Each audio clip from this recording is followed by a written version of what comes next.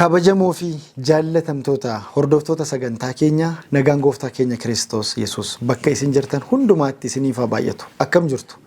Kun sagantaa qorannaa macaafa qulqulluuti. Sagantaan qorannaa macaafa qulqulluu karaa Hope Channel Itoophiyaa torbee keessatti yeroo tokko ka isiniif darbu yeroo ta'u qorannaa keenya macaafa qulqulluu kutaa torbaffaa qabanneetu isiniif dhiyaannee jirra.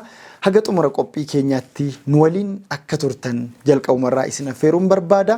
Har'as na wajjin istiidiyootti ka argamanii jiran cina kiyyatti ka argamu Rattaa Takkaleetii, moggaarra ka jiru immoo Maarqoos Tolaati jechuudha.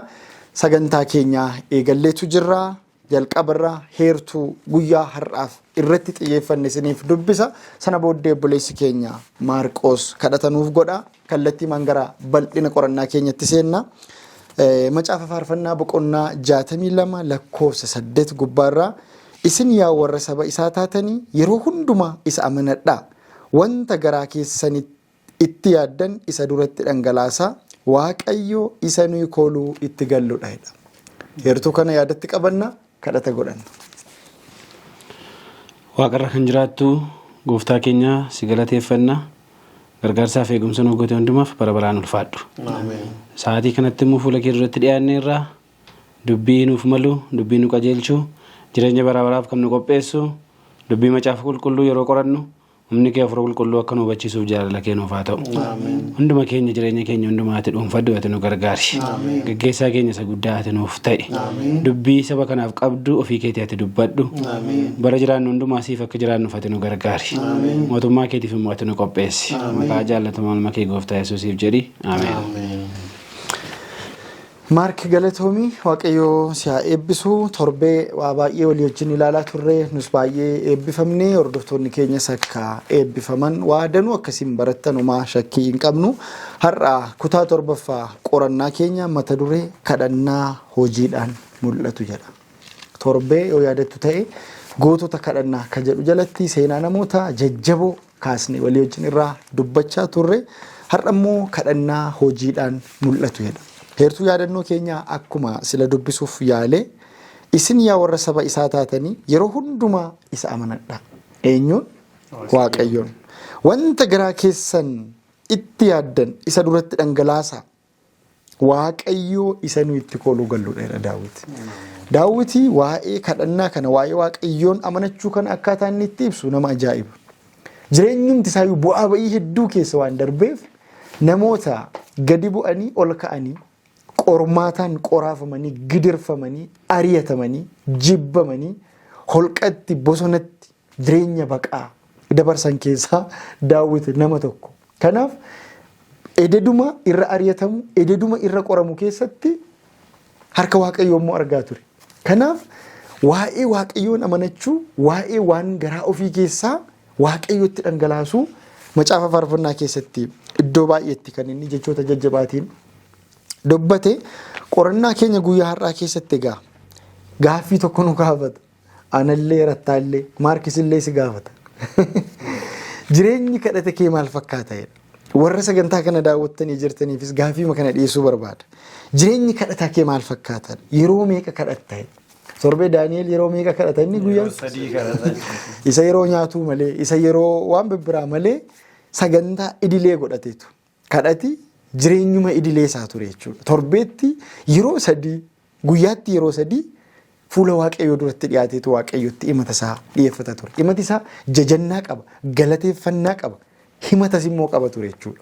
Kadhati yeroo hundumaa himannaa ta'uu hin qabu. Yeroo hundumaa kadhata ta'uu hin qabu.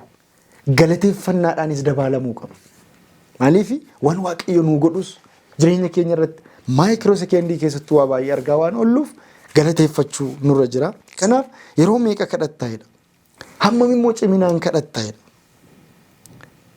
Tarii kadhati kee yeroo dhimmoonni tokko tokko si jarjarsan, yeroo rakkoo wayii gara mana kee dhufu, gara maatii kee dhufu, gara hojii kee dhufu, jarjartii waa rakkattee maduwaa kadhattaa laata'edha.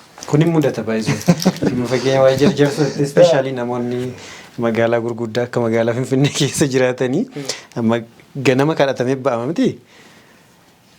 taaksiitu darbaa wayin sa'aatiitu biraa darbaa jarjaree kadhatamaa jiramti foormii maaf jechuudha waan utuman kadhatiin waan hin bayinii fi jarjarsuudhaanii yaa waaqayyo isaa galata hinafiinii jechuudha garuu isa kanatti inni waaqayyo barbaadu sii galee kanaafi just seriously yeroo waaqaa wajjin fudhachuu yoo dursameellee ka'amee jechuudha sa'aatii waaqayyoo jedhamu adda ba'amee jarjarsuu malee jechuudha yoo fuula waaqayyootti dhiyaatantu gaariidha malee jireenya bara kanaa keessaa ispeeshaalii namoonni magaalaa gurguddaarra jiraatanii baay'ee jarjarsuudha jireenya isaanii jechuudha qorannaan keenya kun wayiif jedha kan inni kaasa jechuudha malee foormiif duwwaaf ta'uu hin qabu jechuudha. Kana itti fufee maal jedha seete kadhanni kee kun immoo yeroo hundumaa waa gaafattamoo galateeffannaas of keessaa qabaayedha.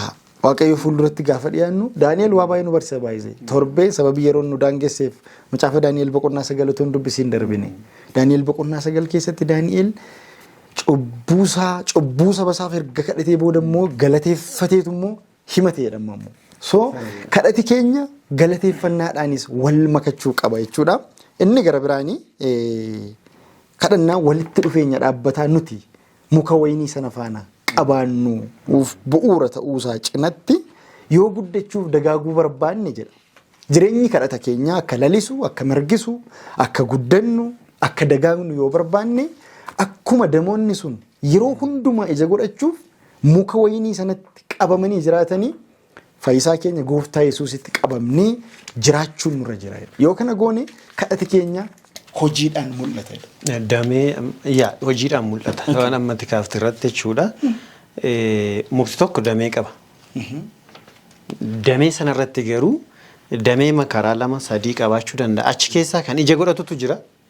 Damee mata jechuudha. Kan ija hin godhannetu jira jechuudha. Kanaafi wanta ammatti kaafte salphaa miti jechuudha. Jireenya namaa keessatti jechuudha. Qabatamaatti kadhatni qabatamaatti mul'atu yoo barbaade dameen sun yookaas immoo kiristaanonni kiristoositti damee ta'anii jiraatanii ija godhachuu qabudha. Ija yoo hin qabaanne dameedha irra jira garuu hojiitti hin jijjiiramne kadhannaan sun jechuudha.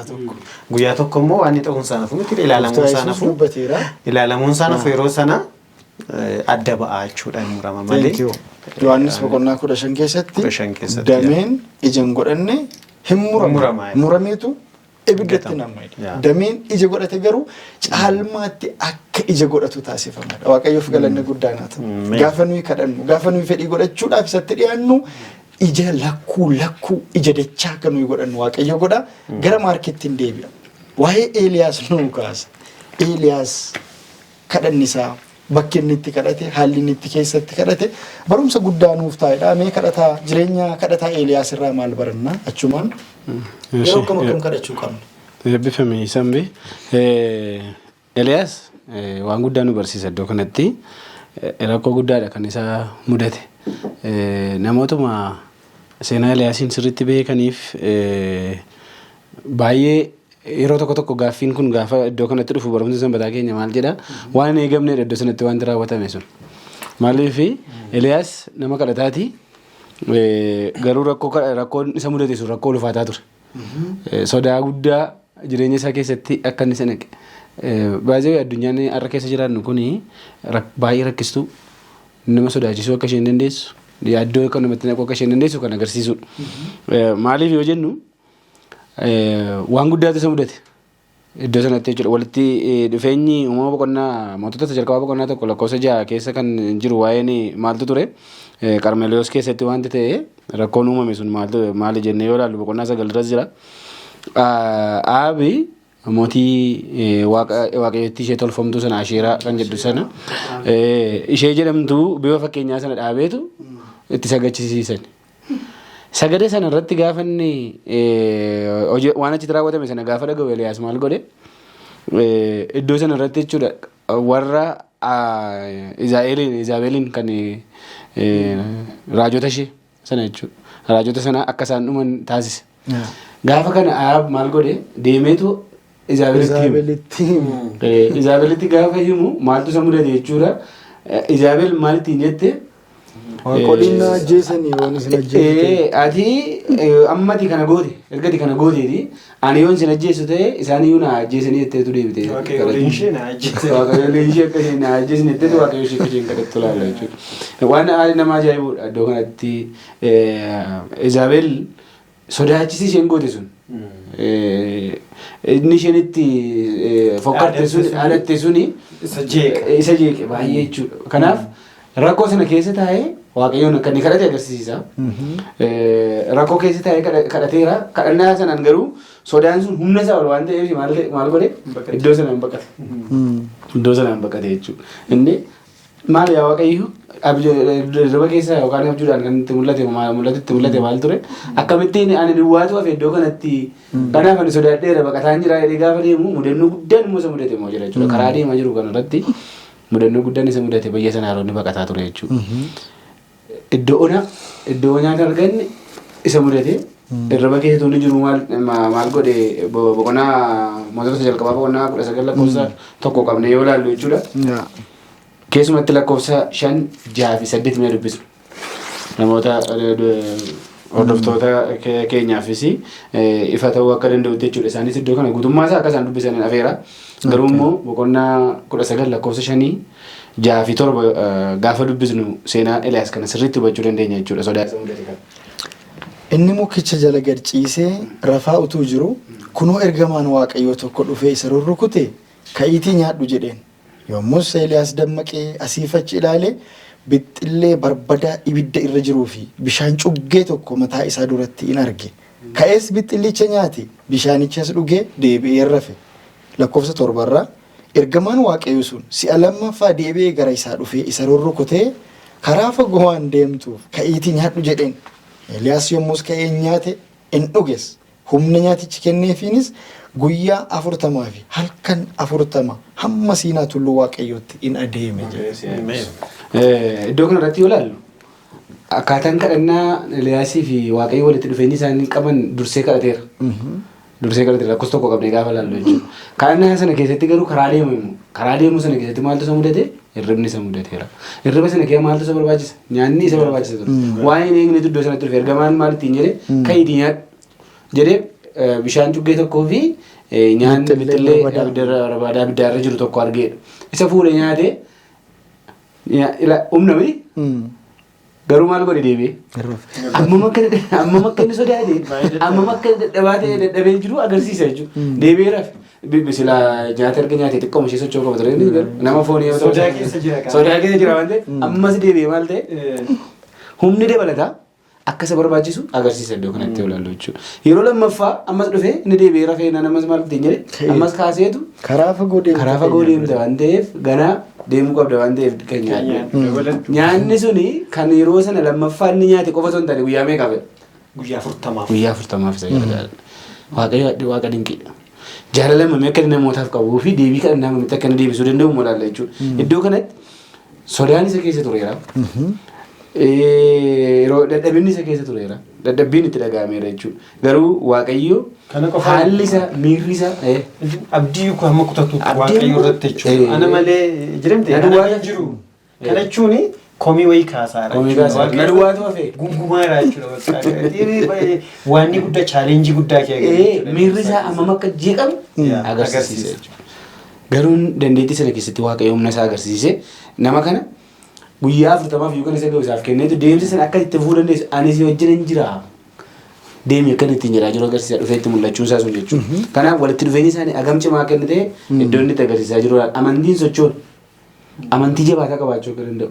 Ati abdii kutattee na duwwaata fedhaarta. Ani si duwwaayuu miti beekan qabaadha. 17,000 qabaani kabaraayuu qaba waan ta'eef gara isaanii deebisaanii wajjin maal godhi hojjedhu.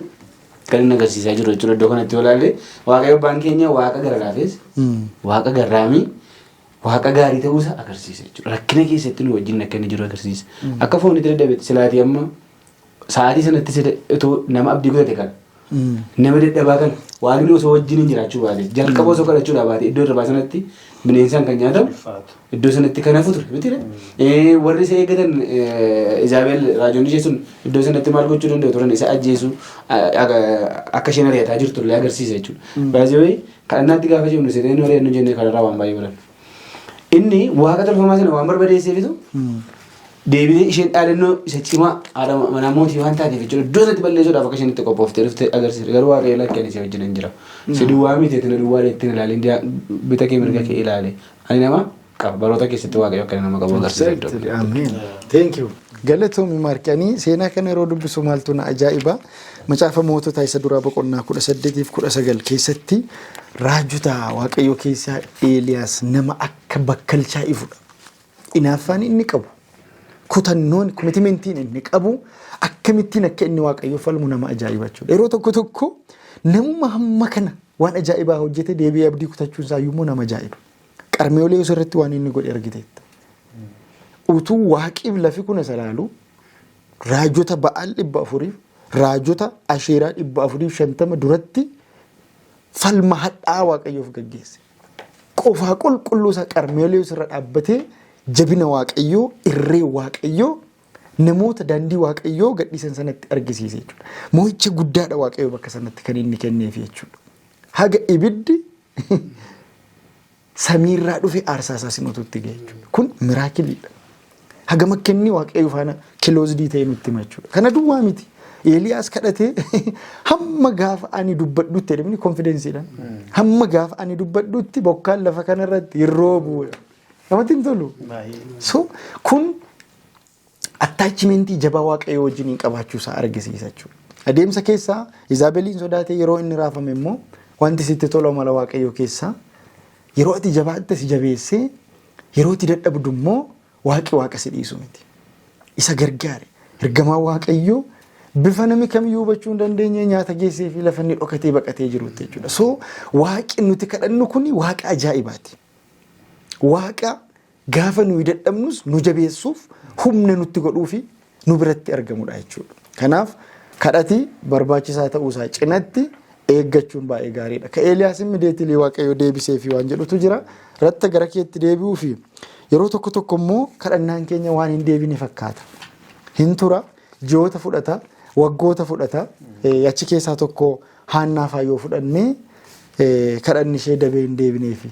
Mee waaqayyoon kadhanne yeroo tokko tokko namoonni kadhatanii hin badu. Waaqayyoon irraanfateera.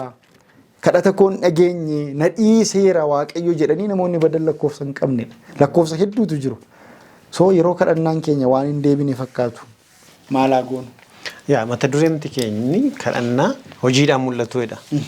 Hin kadhattaa hojiidhaan mul'ata. Akkuma Eeliyaas kaasaa turre hin kadhate kadhannaan isaa dhagahame hojiidhaan mul'ate miti irfaana jiraachuu isaa mul'ise waaqayyo jechuudha. Yeroo tokko tokko immoo wanti nuyi kadhannu waan akka deebii hin qabaanne fakkaata jechuudhaan yookaas immoo waan akka hafee fakkaata jechuudhaan akkuma mati kaaftee kutaa macaafa qulqulluu keessa Haannaan nama tokko seenaa kana keessatti jechuudhaan kadhannaan waan hafe jalaa fakkaatee ture. Waan tureef yookaas immoo achi keessatti chaalenjii isheen argite addaa jechuudhaan. Kanaafi wantoota kadhannu hundumaa akka fedha waaqayyootti kadhachuu qabna jedha qorannoon keenya kun. Hafuus danda'a waan ta'eef callisuu danda'a. Callisuun isaa immoo maal ta'uu danda'a? Niyu mataan isaa deebii ta'uu danda'a waan ta'eef akka fedha waaqayyootti kan dhala namaaf ta'u waaqayyo ofiisaa maal godha beeka jechuudhaani malee dirqama waama nuyi gaafanneef nuu kennuu dhiisuu danda'a. Kanaafiyyuu yeroo kadhannaan waan hin deebine fakkaatu waaqayyo waaquma ta'uusaa beekuu danda'uu qabna jechuudha. Kun addunyaa kanarratti har'a kan mul'ataa jirudha jechuudhaani. Mee Haannaa wajjin wal qabsiisee tokkoffaa Saamu'eel boqonnaa 1 lakkoofsa 10 kaasee nan dubbisa akkas jedha. Haannaan garaa isheetti guddaa gadditee mararamtee boo'aa waaqayyoon hin kadhatte turte. Baay'ee gadditee mararamtee fuula waaqayyoo fuulduratti boo'aa hin kadhatte turte. Yeroo sanatti isheen yaa waaqayyo gooftaa maccaa rakkina ana garbittii keetii ilaaltee yoo na yaadatte yoo na irraanfachuudhaa baatte mucaa ilmaas yoo anaaf kennite ani immoo mucicha guutummaa bara jireenya isaatiitii siif nan kenna. Qarabaan mataa isaa irra hin ga'u jetteetu wareegde. Haannaan ittuma fuftee kadhachaa yeroo turtetti Eeliin totochu'aa afaan isheetii hin caqasa ture. Amma egaa Haannaanii hammam akka isheen jiramte keessa ishee hammam chaalenjiin akka jiru argina jechuudhaani. Yeroo isheen of keessaa baaftee waaqayyootti himattu yeroo isheen gadditee mararamtu jechuudha. Yeroo sana Eeliin immoo isa sanii baay'isoo dubbattee miti kan isheen facial expression kan jedhamu jira miti hidhiisee sosochoosaa jirti waan ta'eef keessoodha bitanii maal kuni immaraatteedha eeliin jechuudha meenan sababii haannaan garaa ishee keessatti kadhattuuf hidhii ishee duwwaatu totochu'a malee sagaleen isheen dhaga'amu ture eeliin kana irratti hin machooftee ishee sa'ee dubartittiidhaan ati amma yoomitti machooftaa daadhii wayinii kana dhaqii of keessaa baasi jedheen haannaan garuu deebiftee fi waaw yaa gooftaa koo ani daadhii wayinii yookaas dhugaatii macheessuun uumne ani dubartii garaan ishee baay'ee gaddeedha kanaafan kadhata kootiin gadda garaa kootii waaqayyo koo duratti dhangalaafadha. Sababii gaddaa fi aariin anatti baay'ateef hamma ammaatti dubbachaan jira. Kanaaf ana garbittii kee akka dubartii waa'ee hin baafnetti lakkaa'in jette. Kanarratti eeliin nagaadhaan dhaqi waaqayyo inni kan Israa'el waan ati isa kadhatte siifaa kennu jedhee. Argitanii kadhannaa waan hafe fakkaatu baay'ee halkan keessa yeroo isheen raftu kan hidhii sosochoosisu. Jiramti baay'ee waaqayyo keessa jireenya ishee galchitee nama kadhattu jechuudha. Otoo abdiin kutiin jechuudhaani. Waan ishee fuuldura jiru, waan ishee keessa jiru hundumaa fuula waaqayyo fuulduratti maal gooteedha? Hin dhangalaafteedha. Namatti hin tolu waan tokko dhoksinidha. Hin dhangalaaftee. Faarfannaa 28 lakkoofsa 8 irraa maal jedha? Isin yaa warra saba isaa taatanii yeroo hundumaa isa amanadhaa. Wanta garaa keessanitti yaaddan isa duratti dhangalaasa. Namatti tola jechuudha. Waayyaanni fuula waaqayyoo fuulduratti yoo dhangalaafne waaqayyo in ilaala jechuudha. So kadhannaan haannaa kun yeroo inni hojiidhaan mul'atu argina jechuudha. Waaqayyo hin ture hin dhaggeeffate kadhannaa isheen ilaalee umarratti garuu maal godhe hin deebiseef jechuudha.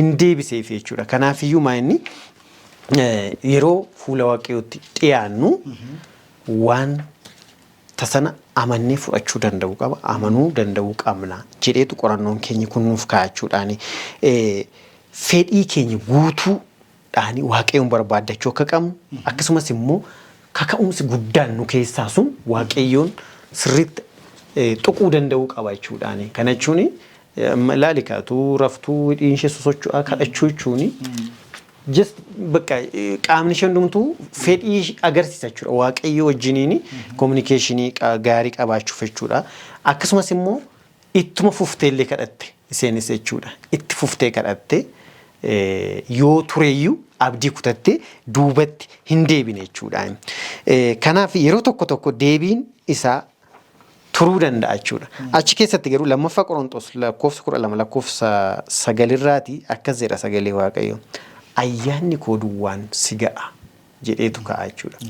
Ayyaanni koo duwwaan si ga'a. Ayyaana waaqayyoo keessa waan baay'eetu jira.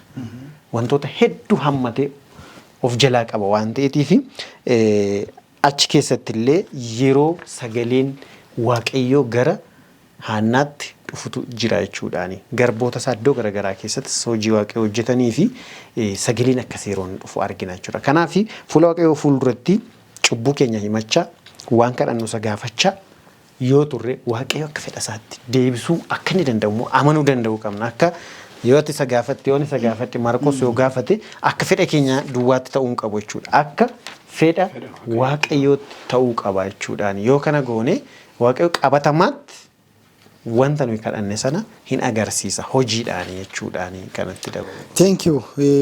Galatoomii Rattishaa waan bal'aaf waan guddaadha kanatti nuuf kaaste egaa atuu kaasteetta. Yeroo hundumaa kadhate keenya fedha waaqayyoo giddu galeessa godhachuu qaba. Akka fedha waaqayyootti kadhachuutu nurra jira jechuudha. Haannaan yeroo baay'ee kadhattee yeroo baay'ee ture kadhate ishee deebi'uu fi yoo ture iyyuu garuu waaqayyoo deebiseefira. Abiraamiinis yoo fudhatte kadhate even kadhachuu duwwaa miti waaqayyo iyyuu kakuu galee fi kakuun waaqayyo galee fi sun iyyuu waggaa 25 booda dhugaa ta'e. Waggaa 25 inni waa'ee kadhachuu dhiisi rakkoon qabu inni probability dha yoomitti ree akkatammatti yeroo tokko tokko waanuma hawwinu kadhanna waaqayyo immoo waan nu fayyadu nu kenna waan nu barbaachisu isatu beeka sababii ta'eef jechuudha. Abrahaam waaqayyoon kadhatee waaqayyo iyyuu waadaa galee fi garuu waggaa 25 ture waaqayyo. Hin ulfaatu. Waan waaqayyo sitti dubbate tokko waggaa 25 teessee eeguu jechuun dhugaa dubbachuuf hin ulfaatu.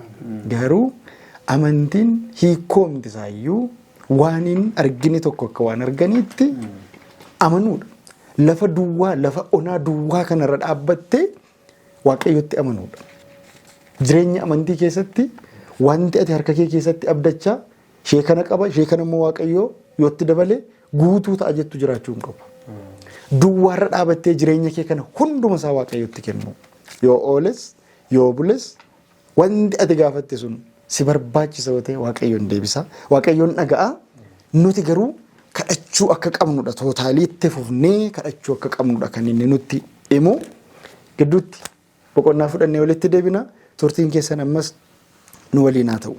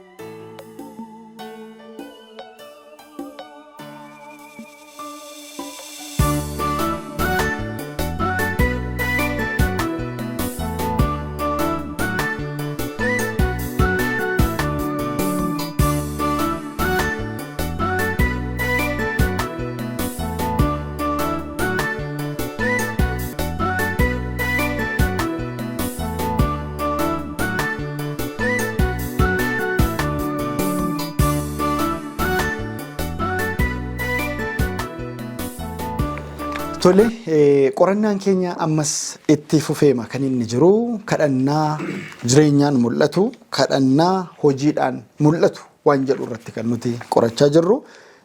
Rattaataa Akkalee fi Maarqoos Tolaa ammas nu wajjin jiru. Gara walakkeessaatti immoo kadhata gooftaa Yesuus nu barsiise tokko ilaalla. Yeroo baay'ee kadhati kun hiika garaagaraa qaba. Iddoo baay'eetti namoonni sa'aatii seef godhachuuf itti fayyadamu. Barbaachisummaan isaa fi hiikkoonsaa iddoo baay'eetti hiika walqixaa hin qabu. Mee Maark Yesuus kadhata akkamii nu barsiise? Akkamittiin akka kadhannu barbaada? Achirraa akka dubbannu barbaada? Waaqayyoon gaarii gooneen galateeffannaa. Yesuus akkamitti akka kadhannu nu barsiiseera. Macaafa Qulqulluu keessatti Maatewos boqonnaa 6 lakkoofsa 5 kaasnee yoo ilaalle guutummaa isaa hordoftoonni keenya dubbifatanii garuu waan gabaabaa dubbisuu qabnu lakkoofsa 5 fi 6 irratti yeroodhuma kadhattanis akka warra of agarsiisanii hin ta'inaa isaan namootatti mul'achuudhaaf manneen sagadaa keessaa fi walgahii karaa gurguddaa irraa dhaabbatanii kadhachuun jaallatu.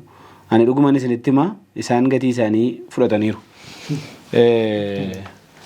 Ati garuu yeroo kadhattu mana keetti ol gali balbala cufadhu abbaa kee isa iddoo dhoksaa sana jiru kadhadhu abbaan kee inni dhoksaatti argus gatii kee siif hin kenna. Addunyaan keessa jiru kana keessatti warra wangeela beekna jedhuu fi kadhannaa hin kadhanna jennee yaannu garaagarummaan Yesuus kadhata keessatti nuuf kaa'ee kanarraati baay'ee adda addummaa qaba. Namoonni baay'een akka hubannoo isaaniitti kan isaanii yaadatti kennuu danda'an jechuudha. Isa jecha Yesuus dursee nuuf kaa'eera. Qajeelfamni kaa'ee sanarratti xiyyeeffachuu akka nuti qabnu nu barsiisa iddoo kanatti yoo ilaalle jechuudha. Isarraa adda bahuudhaaf amma yeroo lakkoofsa 5 irra kan jiru sana yoo ilaallu namoota of agarsiisuu jechoota filatamoo qofa yookaanis immoo beekamuu qaban. Duraanii barumsa mataa keenya maal jedhaa jechooti kun bara keessatti tureera. Jechoota filatamoo jechoota gaggaarii ta'anii fi irra deddeebii qaban kan hubachiisan jedha. Garuu macaafni qulqulluun fi sagaleen waaqayyoo kan inni jedhaa jiru akkaataa kadhataa tokko lama jedhee nuu kaa'ee jira.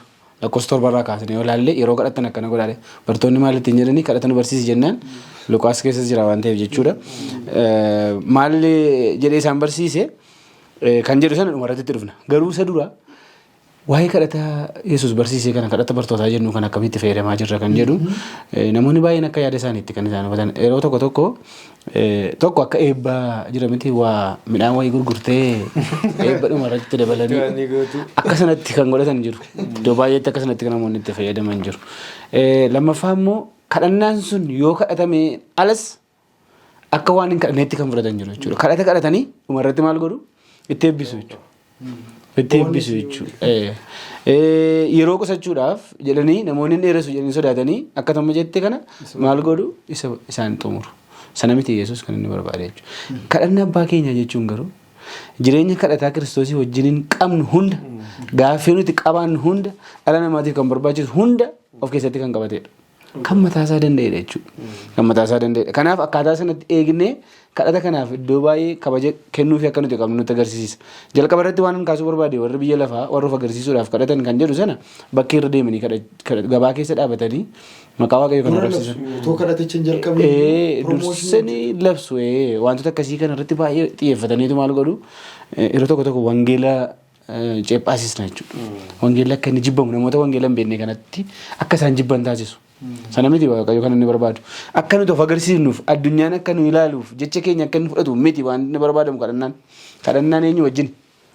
Waaqayyo wajjin walitti dhufeenya keenya sana murteessa waan ta'eef jechuudha. Kanaaf inni abbaa keenya isa waaqarraa jedhee kan inni gaafatu jalqabu irratti jalqabu maal jedha? Abbaa keenya isa waaqarraa jirtu jennee itti fuuna miti. Waamichi nuti abbaan nama hundumaa wajjin eenyuu qabaachuudha. Hariiroo dhuunfaa qabaachuudha. Namni kadhataa jiru sun Waaqa wajjiniin dursee maal gochuu qaba walitti dhufeenyi isaa baay'ee cimaa ta'uu danda'u qaba jechuudha. Sirriidhumatti isa kadhataa jiraachuu keenya beekuu qabna. Malee waa'ee kadhataa duratti kaasaa turre keessatti akka ofirraa baasu. Waan baratamee fi callisamee waan jedhamuuf amalumaaf baratamee meeqan ammoo abbaa keenya amantii bituu hin taane tokko tokkoonsaa bifa sanaan itti fayyadamna jechuudha. Beekuu qabaadha namni bakka tokko tokkoosaa jechuudha. Sirriitti beekuu jechuudha. Abbaa keenya yeroo jalqabu maaliif abbaa keenya? Maaliif keenya? Awwalii keenya ni ta'uu qaba. Namni kadhataa jiru sun hundiyyuu maal ta'uu qaba jechuudha. Yesuusii wajjin walitti dhufeenya qabaachuu qaba jechuudha. Maqaan kee qulqullaa'u qulqullummaan isaa sun immoo ammam akka inni qulqulluu akka inni ta'e si agarsiisa. Kiristoos qulqulluudha. Mudaa hin qabu. Waan akkasii kana kan akka gaafataa jirru sirriitti hubachuu qabna jechuudha. Malee taatee ofirra dabarsuudhaaf kan goonu yoo ta'an gaarii miti. Lakkoofsa kana gadi buutanii dubbifachuu dandeessu hordoftoonni keenya. Garuu nuti yeroo keenya fayyadamuudhaaf xiyyeeffannoo baay'ee barbaadaa akka inni barbaadu ulfina guddaan kabaja guddaan kan bartootaaf jedhaniif kaayisuun waan nu fayyaduu fi jireenya kiristaanummaa keenya sirriitti murteessuuf gaadha jechuudha. Gaara jechuudha. Akka dabalataatti itti fayyadamuu hin qabu. Akka yeroo qusachuudhaaf jennee itti fayyadamuu hin qabu. Xiyyeeffannoo itti kennee yeroon kadhataa addaan jiraachuu danda'u qaba jechuudha. Yeroo baay'ee ammas jechoonni fayyadamnu tokko jira. Baay'ee kan nu saalfachiisu jechoota kana guyyaa kana irraa qabnee itti deefuufuu hin qabne waan yaadu jiraate maal jenna yeroo baay'ee kadhata gabaabaa nu godha. Jenna jechuudha. Ofii murteeffama jechuudha. Waan kadhachuudhaaf jennu ganaa utuu hin beeksisin finnee irraan tunicha jechuudha. Yeroo tokko tokko yeroo laaltu saayinsii isaa yoo laaltu waan waaqayyo akka inni deebisu itti amannee waan goone fakkaata. Garuu immoo hangaatti gochuu akka nuti hin qabu. Namni kenname sun waan Kiristoosii wajjin wal quunnamuu fi yeroo keessa jiran akka inni qabu barbaada. Bifa sanaan danda'uu danda'u. Malee bartee ta'uu hin qabu. Tokko lammaffaa kanaan irraa asuma waan nu hubachuu barbaadnu jiraate baay'ee dheerate namas nuffisiisuu akka inni hin qabaanne. Namoonni taa'anii dhaggeeffatan kadhata sana irratti hirmaataa jiran dadhabuu hin qaban. Jechoota irra deddeebi'uu hin qabu. Yeroo macaafa qulqulluu keessatti abbaan jedhaniif qofa mootummaa waaqayyotti galuun hin danda'amu. Namni Maatiyus boqonnaa 8 gaafa laalu. Garuu iddoo kanattis immoo waaqayyo jennee ammaa irra waaqayyo kun ammam ulfaataa ammam guddaa akka inni ta'e sirriitti mirkaneessuu danda'uu qabna jechuudha. So achirratti of eeggachuu qabna. Amma akkuma dura gabaabsuudhaaf yaallu sana dheeressuun illee dhiibbaa uumuu akka inni danda'u sirriitti hubachuu danda'u. Namoonni sun hidhati isaanii Kiristoosii wajjin waan ta'eef walitti dhufeenya keenya sirriitti qophaa'ee namoonni dadhabuu akka hin dandeenye yaadi sun fudhatamuu akka hin dandeenye. Isa kana arbaa jiru gabaa keessatti iddoo namoonni wal ga'anitti hin dheeressin kan inni jedhaa jiru suma kanaadha. Obbeessuuf hin goyin kan inni jedhaa jiru sanaadha. Namticha isaa Antinaa sana hin beekne fariisicha sana nama lama ta'anii isa qaraxxuu sana wajjin gaafa dhaqanii inni qaraxxuun suni maal jedhe gad of deebisee garaa cabaadhaan waaqayyo maal godhe kadhateedha. Inni sun garuu akka ani ishee qaraxxuu kanaa miti. Akka waan waaqayyoof oolmaa ajaa'ibaa godhee ofiisaa of qabeenya naa godhe. Isa sana akkamitti barnu kan nu barsiisu barumsi iddoo kana jiru jechuudha. Kanaaf waan hundumaa nu gaafata. galata of keessaa qaba, kadhata of keessaa qaba, qalbii diddiirrannaa of keessaa qaba, cubbuu akka nuti himannee cubbuun keenya akka nuu dhiifamu, namoota biraaf illee dhiisu akka nuti dandeenyu, qorumsa keessatti waaqayyo akka nu biratti argamuu danda'u. Kan jedhe dabaree immoo dhumarratti maal jedha mootummaa isaatti immoo maal godhe? Kan barbaadnu kanuma. Irra guddaatti xiyyeeffannoon kiristaanota wanti barbaadamu duukaa Kiristoos erga taane Kiristoos waa'ee nu barsiisana. Raawwachuu fi mootummaa samiitiif immoo qopheessuudha. Iddoo kanatti wanti nuti waaqayyo wajjin tajaajiluu fi tajaajilamnu mootummaa waaqayyootiif qophaa'u faayidaa biraan hin jiru. Mitiire galtee nuti Kiristoosiin hordofnuuf wanti biraan hin jiru mootummaa isaatiif qophaa'u.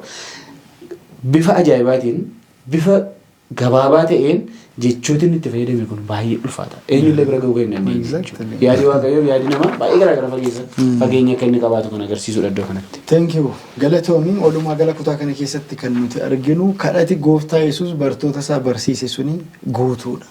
Waa hundumaayyuu of keessaa akka qabuu fi kadhati suni yeroo gabaabsuu qofaaf akka hin kadhanne itti yaaddee waaldaan namoonni yeroo kadhatanii kadhata itti yaadamee kadhatamuu qabudha. Konteentii achi keessa jiru ati bal'inaan dubbattee jira deebi'uu nan barbaachisu. Rattaa gara keetti deebi'eeraa yeroo tokko tokko waldoota garaagaraa keessatti waldoolee gaafa jennu waldoolee biyya lafaa kanarra jiran hundumaayuu laallata. Kadhati yeroo gaggeeffamu iddoo tokko tokkotti kadhati isaanii guutummaatti galata duwwaadha. Waldaa tokko tokko keessatti immoo kadhati isaanii waa'ee cubbuu qofadha. Iddoo tokko tokkotti immoo kadhati gaggeeffamu qeeqa duwwaadha. Mee konteentii yookiin qabiyyeen kadhata keenya keessaa maal ta'uu akka qabu macaafni qulqulluun maal nu gorsa? Galatoomi Sambee dhuguma wanta tammati kaaftee yoo galata duwwaa ta'e guutuu miti. Kadhannaa qofa yoo ta'e guutuu miti. Jajannaa qofa yoo ta'e guutuu miti. Gaaffii qofa yoo ta'e guutuu miti. Kadhannaan konteentii kana hundumaa iddoo tokkotti qabata. Kana jechuun yeroo kiristaanni tokko waaqayyoon kadhatu tokko waaqayyo isaa jajachuu qaba. Guddummaasaa, arjummaasaa, araarasaa, tiksee gaarii ta'uusaa waaqayyoon jajachuu qaba jechuudhaani. San qofaa miti. Waaqayyoon jajachuu qofammoo miti. Cubbuusaa himachuu qaba. Cubbuusaa sirriitti waaqayyoof ibsuu danda'uu qaba. Cubbuusaa kan dhokse hin hiiqu waan jedhuuf jechuudha sagalee waaqayyo. Silas waaqayyoon eessatti dhoksu. Kanaaf waaqayyoon jajacha cubbuu ofii immoo himachaa tokko lamaansaa. Yeroo himannu irra deebuu keenya aagii galuu keenya agarsiisa waan ta'eetiif kana jechuudha. Akkasumas immoo san qofa miti jechuudha. Isa galateeffachaa waaqayyoon jechuudha. Jajachuu fi galateeffachuun garagara. Jajachuun waaqayyo guddummaansaa yookaas immoo waaqa ta'uusaaf jajamuu qaba. Okay, waan barbaade ta'e gaaffiin keenya deebi'ees dhiisees kadhannes dhiinnes waaqayyo jajamuu waan qabu. Waaqa waan ta'eef jechuudha. Qulqullummaansaa hundumtuu jechuudha. Isa kanaaf jajamuu qaba. Uumaa ta'uusaatti jajamuu qaba jechuudha. Malee waan nu godhe qofaan miti kan nuyi waaqayyoon jajannu jechuudhaani. Yoo gaaffii nuyi gaafanne waaqayyoon immoo wanti nuyi itti himne yoo nuu deebi'e immoo maalidha? Isas galateeffachaa. So walumaa gala yeroo fuula waaqayyootti dhiyaannu waaqayyoon jajachuu qabna, cubbuu keenya himachuu qabna, gaaffii keenyatti dhiyeessuu qabna, isas galateeffachuu qabna. Waanuma akka kadhannu nu taasiseef jechuudha. Isa dhiyaachuu qabna jechuudhaani. Daani'eel boqonnaa 9 lakkoofsa 4 hanga 19tti daawwattoonni keenya dubbifachuu ni danda'u. Ani garuu 4 duwwaaraan dubbisa. Ani cubbuu himadhee waaqayyo gooftaa koo nan kadhadhee yaa waaqayyo gooftaati guddaadha.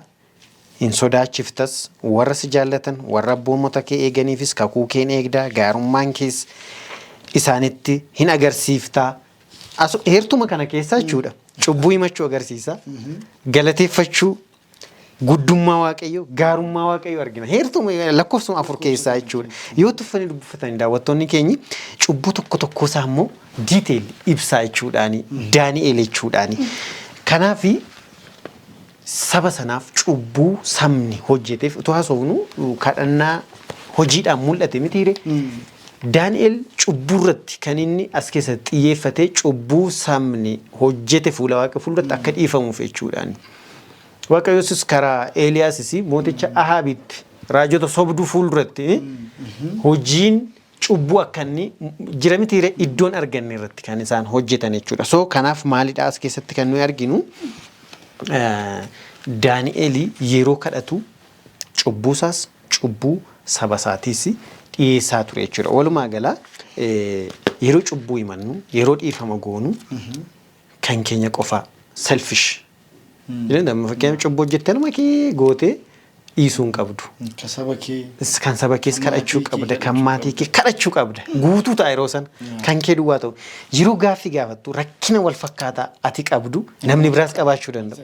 Isa kana fuula Waaqayyoo fuulduratti maalidha dhiyeessuu danda'uu qabna jechuudha.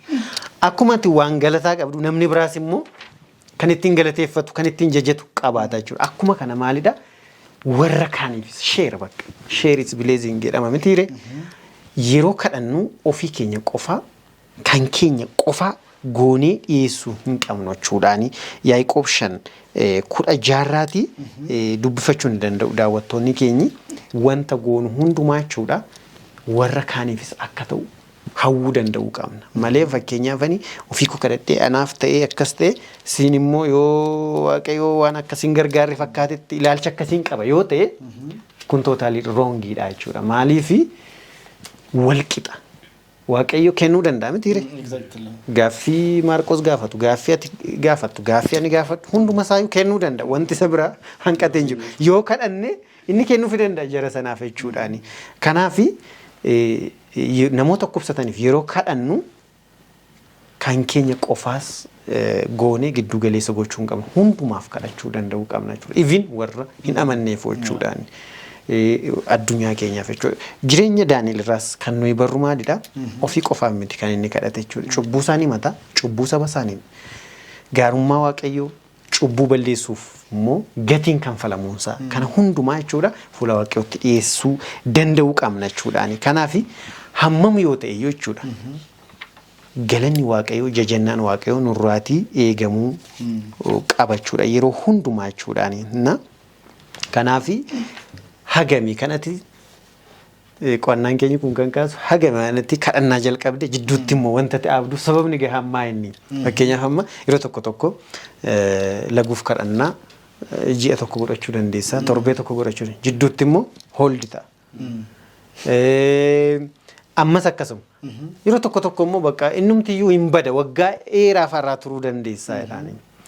So isa kanarraatii kufiinsa kanarraati deebinee nuyi gara hafuura kadhannaatti deebi'uu akka qabnullee nu dhageeka jechuudha qorannaan keenya kun jechuudhaan yoo kana goone maalidha hariiroon keenya Waaqa wajjinillee namaa wajjinillee baay'ee gaarii ta'a jechuudha. So Daani'el maal godhe fuula Waaqayyoottis saba isaasin dhiyeesseedhaani. Thank you. Galatoomii Lammata dheeressuuf dabaluun keenya gabaabsuun keenya illee achi keessa jira. Konteektiin isaa sirriitti qabamuu qaba. Tooraaf duubi isaa eegamuu qaba. Yeroon isaa baay'ee murteessaadha. Garuu ofii keetii immoo yeroo dheeraa fudhatte kadhachuudhaaf ganama mee shaakali maaliif shaakaltu jalqabe namoonni baay'een kadhannaa ganama maafii shaakaltuu nuun jedha barumsi keenya kun. Kanaaf shaakaluu qabna jechuudha. Galatoomii gooftaa Yesuus isa kana sirriitti nu barsiiseera. Kadhataa akkamittiin akka kadhannu isa nu barsiise caalaa immoo kadhatees nutti argisiiseera. Gaara Ejersaa irratti ganama barii obboroo jedhamti macaafni qulqulluun deemeetu yaada garaa isaa abbaatti dhiyeeffata ture. Hin kadhata ture. Baay'ee kadhata ture. Kadhati personaalii dhuunfaatti kadhannuu fi waloodhaan kadhannu waa'een isaatii gabaabbachuu dheerachuu kun namoonni amala garaa qabu. Namoonni tokko dhukkuba qabu. Namoonni tokko waan yaada isaanii keessa jiru gabaabsanii dhiyeeffachuu barbaadu. Namoonni tokko immoo yoo dheereffatanii kadhatan malee itti toluu dhiisuu danda'a. So wantoonni kana hundumaa ilaalcha keessa galchuutiin dhuunfaatti yeroo kadhannu yeroo hamma barbaanne Waaqa keenya wajjiniin imimmaan keenya dhangalaasnee akka barbaanne itti kadhachuu nurra jira jechuudha. Koominiitiidhaan akka waaldaatti haa ta'u gubaa'eedhaan haa ta'u walitti qabamnee gaafa kadhannu ilaalcha keessa galchuutiin toora isaa eegne kadhachuun akka nurra jiru jechuudha. Kadhati toora qaba jechuudha. Daani'el irraa kaa'amatti nu dubbiste jalqaba cubbuu isaa himate. Jalqaba guddummaa Waaqayyoof jajannaa guddaa dhiyeesse cubbuu himate. Sana booddee erga cubbuu isaa himate immoo hin galateeffate jechuudha. Kadhati qabiyyeen isaa akkasii jechuudha. Waan rakkanneef waa'ee rakkina keenya sana du'aa Waaqayyootti haasa'uu hin qabnu jechuudha. Galateeffachuutu nurra jira jechuudha. Carraa jiraachuu nuu kenne waan ta'eetiif rakkinuma keenya qomqabaa keessa teenyee Waaqayyoon galateeffachuuf rakkina sanatti guddummaa Waaqayyoo dubbachuu qabna jechuudha. Tokko yeroo sana diinni torbee kaasneerra kadhati waaqa faana walitti nu hidhatoo hin taane jenne miti. Eenyuuf kan eenyu akka taane seexanatti mul'isa. Kanaaf waaqayyoon kadhachaa hojii seexanaan hojjettu jechuudha.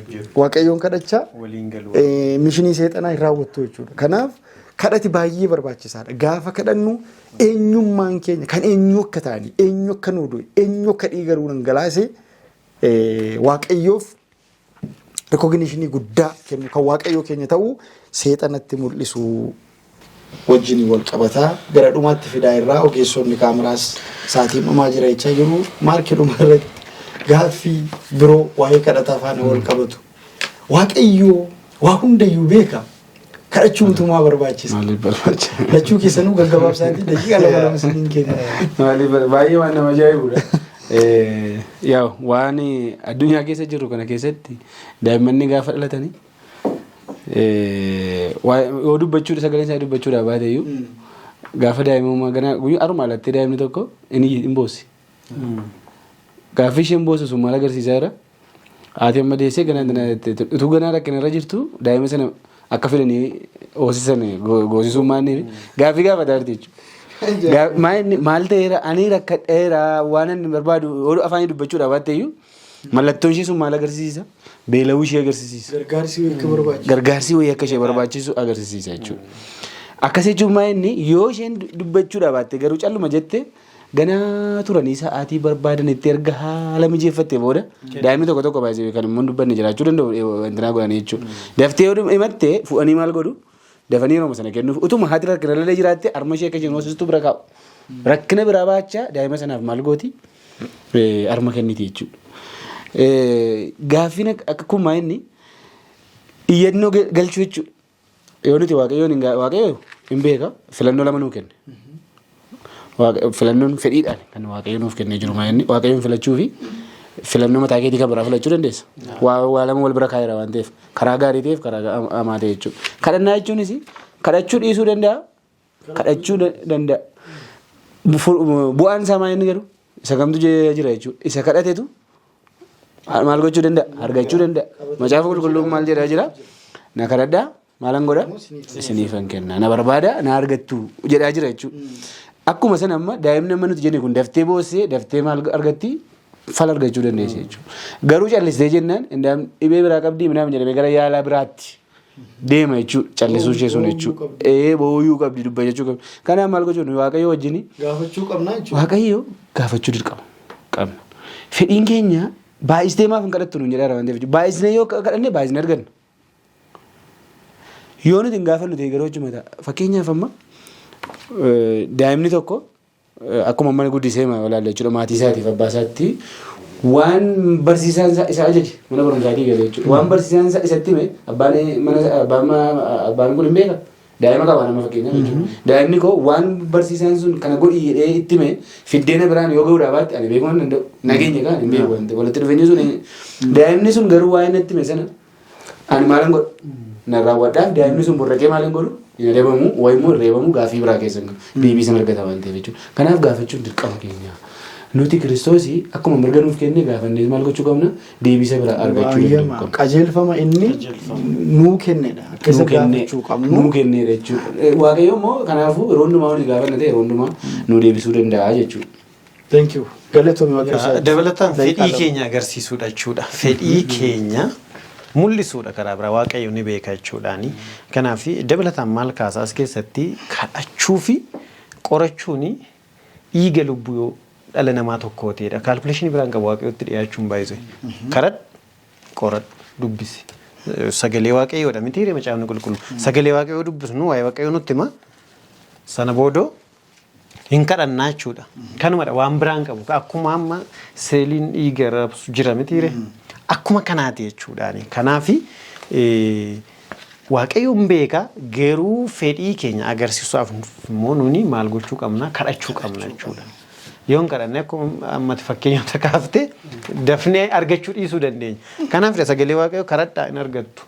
Filannoon lama akka jiru abbaan lamas akka jiru beekuu qabna. Seexannis maali? Abbummaa isaa maal gochuu barbaada? Mirkaneessuu barbaada waan ta'eef yoo ittiin gaafattu ta'e inni iyyuu maal godha si dhorkee si dhorka waan ta'eef jechuudha. Kanaaf achi keessatti kan hubachuu qabna jechuudha. Waan qaamni biraan akka nu eeggatu beekuu danda'u qabna. Eenyummaa keenya sana mirkaneessuudhaaf abbaa keenya waammachuu qabna jechuudha. Barumsa torban darbee keessatti gaafa kaafne daa'imni waamicha abbummaan isaa sun kan inni beekamu abbaa yoo inni jedhee namatti kan inni adda baasuu dandeessu qaamni biraan hin beeku abbaa ta'uu isaa ijoollee isaa ta'uu isaa yoo inni waame garuu mucaan kun kana baluuti jetta. Seexanis akkasuma jechuudha yoo abbaa kan waamu nuti taane maal jedha dhiisee deema jechuudha. Kanaaf toora karanaa keessatti illee inni jajjannaan yoo jalqabde si dhiisee sokka seexan.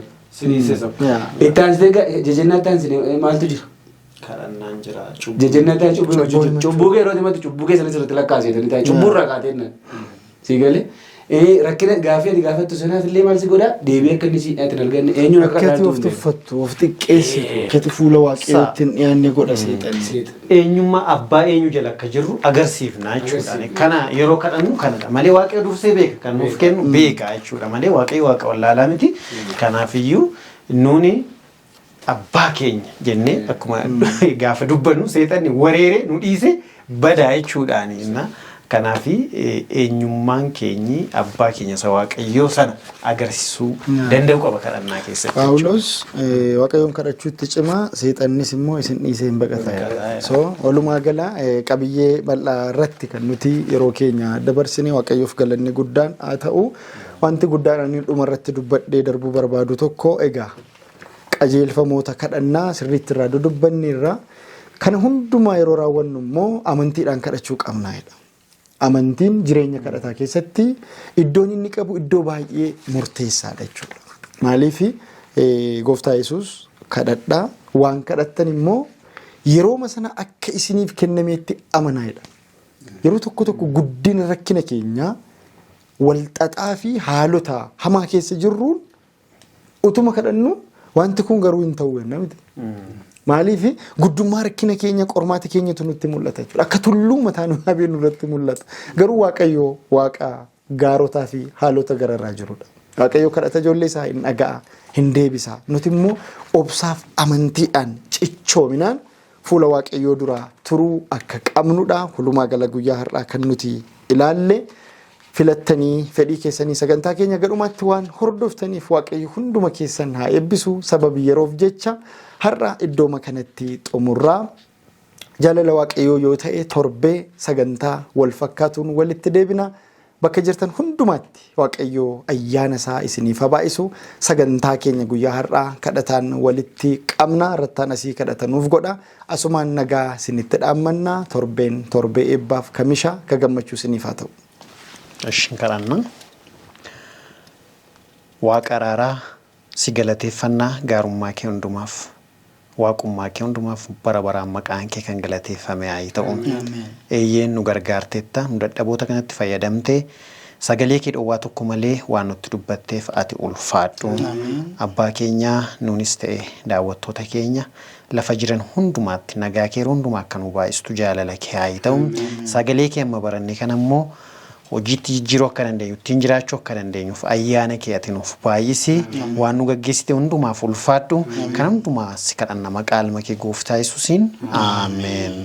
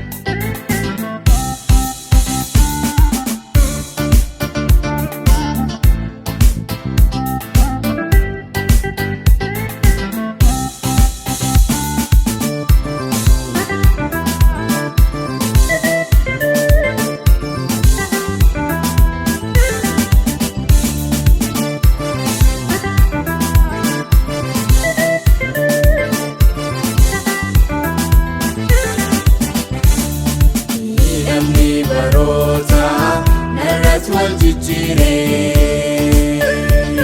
obsee jiraachuufi garaan koo hin dandeenye sittani yadda abbanaaf dhagahi waamata koo isaan bulee ga'ee sitti boo'u naaf ta'ii deebii koo naaf ta'ii deebii koo halluu abdiin kutuu si biraa fallutu jiru himimmaan konkolsita jireenyi koo sirkanaaf turu akka kanatti hinafuudhaan beekaa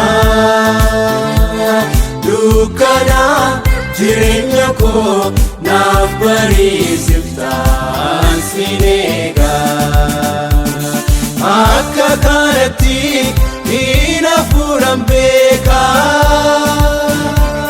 dukkana jireenya koo naaf bariisiftaan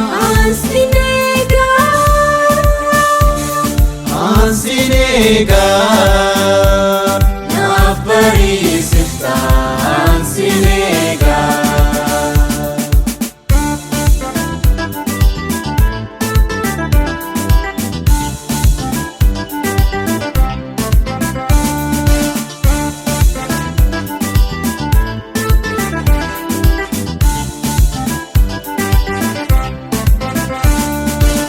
Sake barbade bola dua kan na teesisu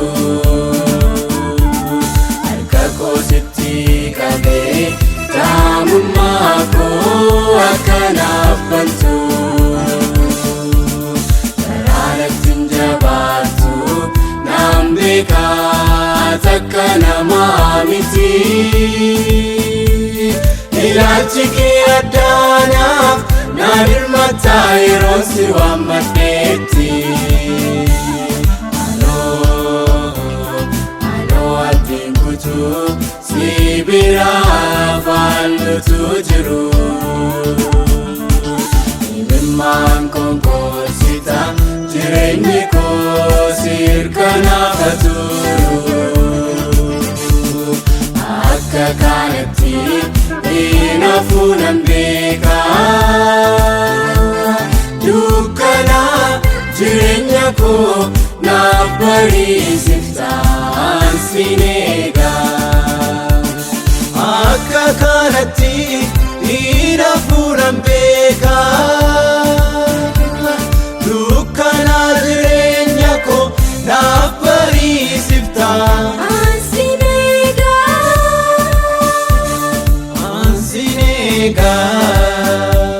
naaf bariisiftaan sin eegaa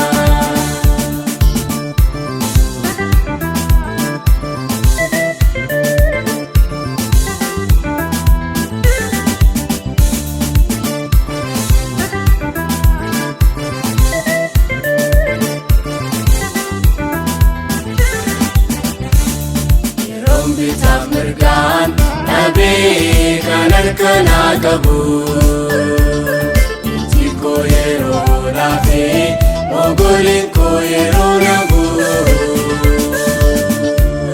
jabina naaf ta'ii waaqa koo anoo sittaan of kennaa milluu kee al takkaatu qorichaa na yaadadhu abbaa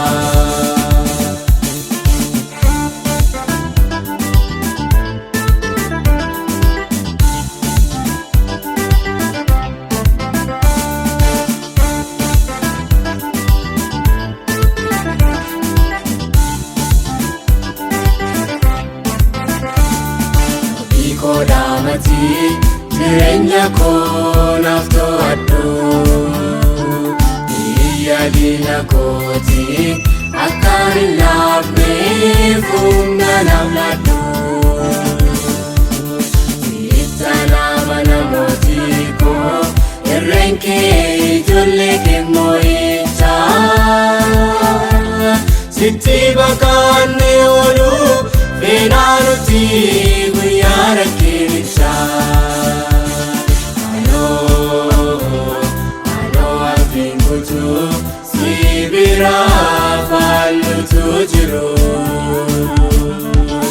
Imimmaan konkolsita jireenyi koo sirkanaafatu. Akka kanatti hinaafuudhaan beekaa. Dukkana jireenya koo naaf barsiiftaan sin eegaa. Akka kanatti hinaafuudhaan beekaa. Dukkana jireenya koo naaf barsiiftaan sin eegaa.